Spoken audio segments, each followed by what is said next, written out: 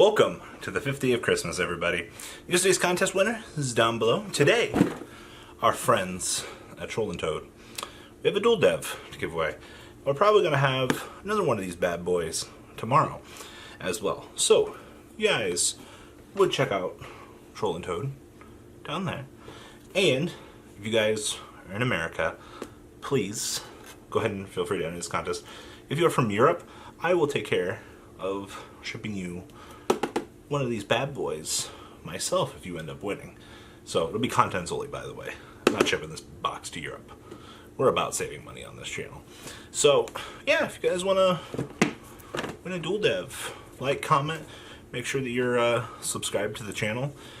We do have much better things in store, but this is just the old halfway point. See, that's the sound of a very big box with something very little inside. My whole Christmas experience. Objects might appear bigger than they actually are. Let's dig on into today's spec profile, shall we?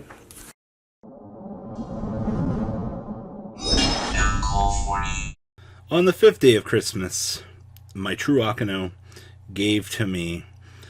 I don't even know how to explain this one. Alright guys, like I can do a lot of BSing and explaining, but to tell you that I have a pendulum 60 card zombie deck for you guys today, I feel like would be an exaggeration. But we have a 60 card pendulum skull servant deck for you today. Now, before you click off this video because you've already entered the contest, you're probably like, excuse me, Big Papa Colster, what do you mean?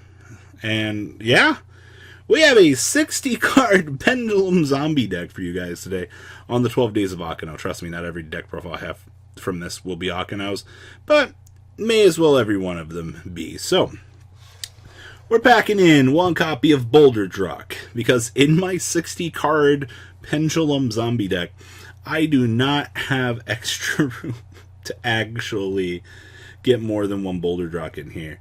And yeah, this deck is actually pretty tight considering you want the Brilliant engine to be able to resolve on top of things as well. So one copy of Boulder Druck, because we're not trying to cheese with this, we're just trying to win the game with zombies, of course. We have one copy of Lazuli. This is going to be used to actually recur back a normal monster. A skeletal ghost that isn't strong, but can mean trouble in large numbers. So, of course, Lazuli's to get back our friend. It's also an Earth. Alright, we have triple copies of the best card in the deck, the Triple King of the Cool Servants. The original attack and defense of this card is the combined... No, it's actually just the attack, not the defense. Is the combined attack of all King of the Skull Servant and Skull Servants in your graveyard, times 1,000. I wish the grass was greener was legal still. When this card is destroyed by battle, since the graveyard, banish one of the King of the Skull Servant or Skull Servant in your graveyard to special summon this guy. I would not want this guy chasing after me in a video game, because I think I would actually be scared poopless for that. Of course, we have triple copies of Lone Fire Blossom because you want to be able to get into your Predaplan engine to get to resolution of your brick to be able to stick your additional normal summon so that you can potentially win the game, right? That's how that actually works. We have triple copies of Mizuki because we're a King of the Skull Servant deck, reviving a large Skull Servant, your win con. For game is really good. I mean, you have 5 of the Skull Servants down. You actually Mizuki back one of the Kings. You've just got 2 4K beaters on the field. Like, it's actually pretty nuts in the grand scheme of things. And then, of course, we have triple copies of Outer World, or Necro World Banshee. I don't know why I keep calling it this OCG name. So, Zombie World is a very good card. I think players see it in certain matchups and they're like, yeah, this card is terrible. And I agree with you. Zombie World is awful in certain matchups, but in other matchups, the card actually gets the chance to shine. So really, for what it's worth, I think it is worth exploring, just for the option of getting more deck thinning out of the deck, at the very least.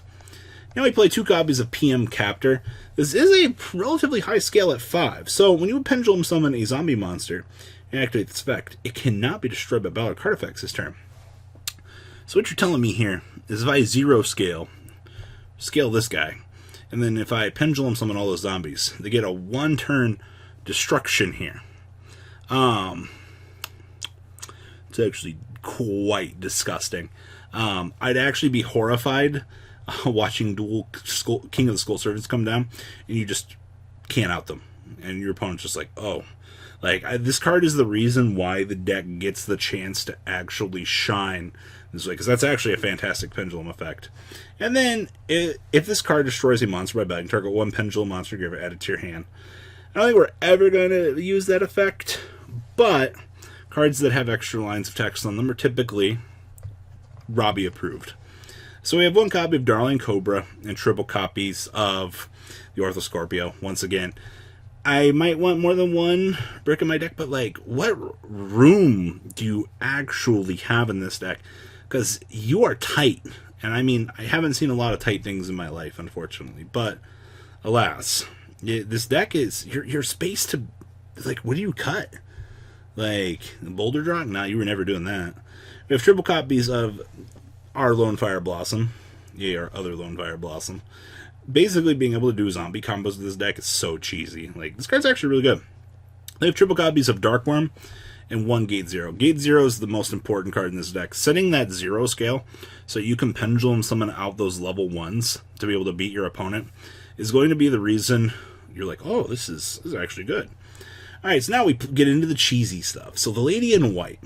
So face up level 3 or lower zombie type monsters in the field, except for the Lady in White, cannot be destroyed by battle, and they're unaffected by spells and traps.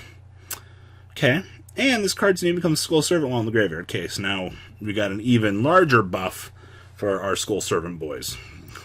So what we actually needed was more ways to jack them up and jack them with more fuel. So there's even more. We have triple copies of Unizombie. Toggling a zombie out of the deck is actually incredibly good.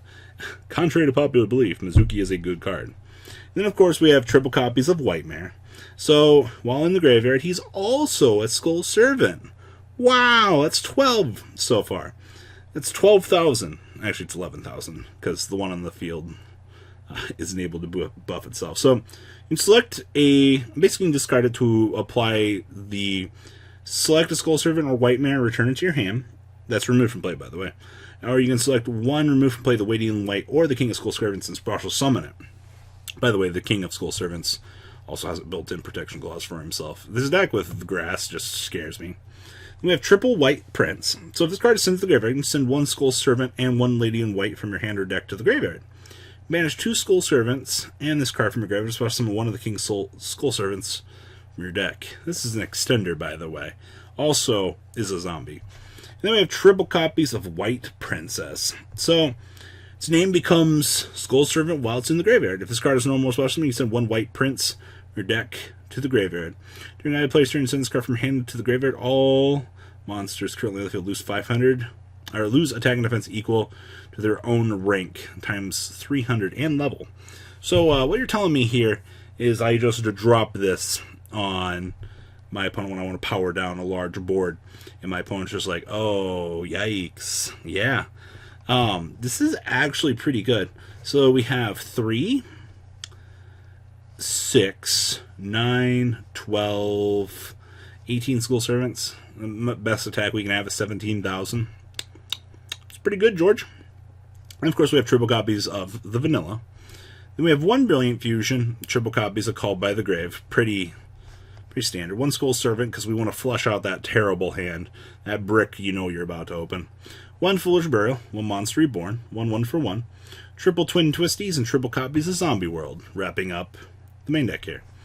Extra deck is triple copies of Saruja because we're going to have to turbo toggle for all of our pieces. Remember, we do not sadly have the best card in the deck named That Grass Looks Greener, but we can emulate like we do. We have 2 Linkuriboh, 1 Unicorn, 1 Phoenix, 1 Cerberus, 1 Electromite because we can do that. It's odd, but we can. 1 Boral Sword, 1 Boral Ode, 1 Minerva for additional milling, 1 Omega, 1 Black Rose, and 1 copy of Seraph Knight. Side here is triple Ash Blossom, triple Phantasme, triple Nibiru, triple Even the Matched, and triple copies of Red Reboot, wrapping up quite honestly, another beautiful edition of the 12 Days of Akeno. So guys, please leave a comment down below. Make sure you guys are subscribed to the channel. Make sure you like the video for today's contest. And I honestly hope that the person that wins today will really enjoy the prize. Alright guys, I'm out. Peace. Take care, guys. The ride never truly ends. Thank you, patrons, for helping support the channel. Without you guys, I don't know if I'd still be doing this. And for those of you that like Cardfight Vanguard, FanCool40 is here for all your content needs. And those of you asking if I sell cards, mcoolgames.com for all your trading card game needs. Check the description for more interesting info. Thanks for watching, guys.